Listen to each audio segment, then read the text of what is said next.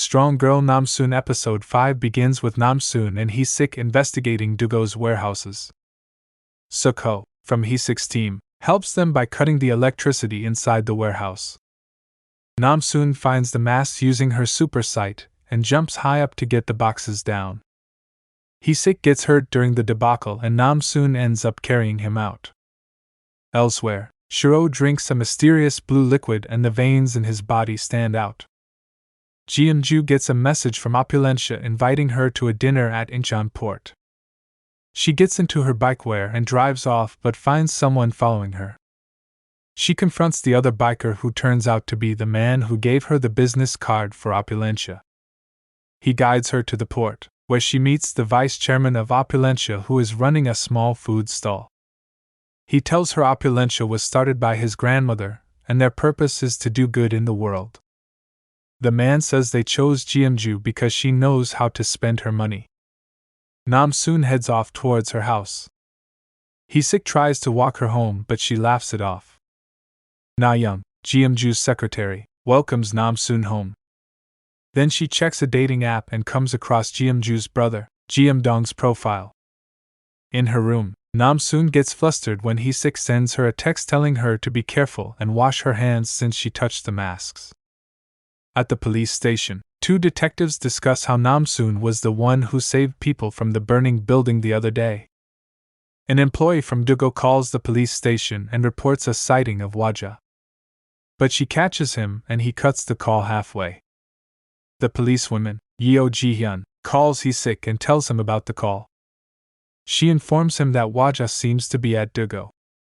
Hwaja calls one of her men and they discuss what Namsoon could be up to at Dugo. She insists that she's going to kill Namsoon. Namsoon's boss tries to make friends with her and asks her what she eats to become so strong. She tells him she has 100 eggs every day. And she eats only raw food. Jeonju reaches her office and is met by a woman named Ms. Cho. The woman offers a 10-carat blue diamond in exchange for cash. Jeonju insists that her company's money should be spent meaningfully and asks her what she's going to use the money for. The woman shows her a business card. Hee-sik tells Namsoon about Hwaja. A flashback shows that Jeonju let Hwaja steal her watches because she knows lack of money can make people do bad things. She claims to have seen a brief moment of sincerity in Hwaja's eyes. Namsoon agrees with her mother and wants to give Hwaja a chance to change. At the police station, the masks don't seem to be dissolving into drugs. Young Tak calls Hee-sik and tells him to come back. Hee-sik claims that Shiro is suspicious. He was absent from the country between the ages of 20 and 32, so they don't know where he got his money from. Jeonju thinks over what Ms. Cho told her. Turns out, the business card was of a Korean fund manager called Bread Song. He launders money and doubles it for his clients. Jeonju decides to look into him.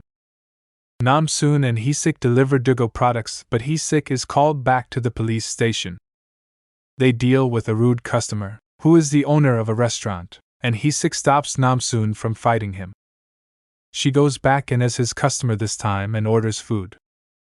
When he refuses, she breaks one of his dining tables in half. Jeonju goes to visit Bread Song, and when she's asked for an appointment, she shows the assistant one of her passbooks. Seeing the large amount written on there, she is admitted inside immediately. She goes into the office and meets Bread Song.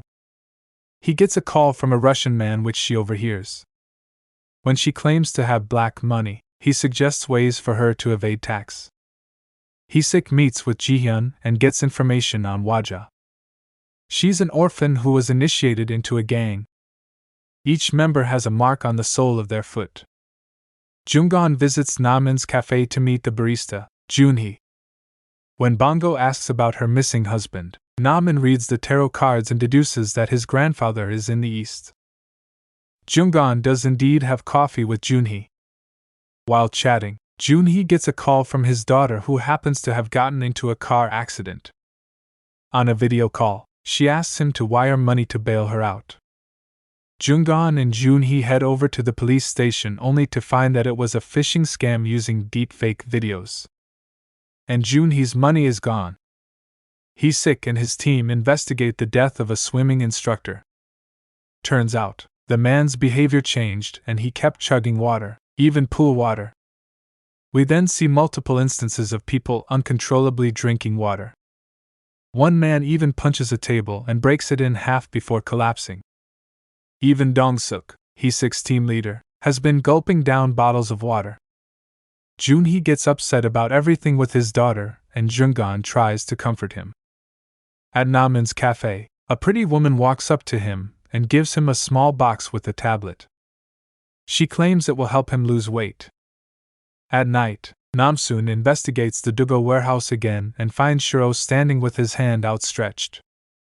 He looks unwell, and when she touches his arm, he pushes her hard enough that she goes flying into a stack of boxes. Jeomju asks her secretary to converse with Opulentia in English. She asks them about Ryushiro, and they say his money came from an unknown source. They also mention a Russian mafia group that has entered the country. Afterwards, Na-young tells Jeomdong that she is on the dating app too and they should avoid each other there. Namsoon comes home and tells her mother how she's been helping Hee-sik. She then recognizes Shiroa's picture on her mother's computer. Jeomju says it must be fate. They are meant to save the world together. Hee-sik worries about the drug's increasing fatality rate. He then realizes that Dong-suk has been drinking a lot of water and stops him.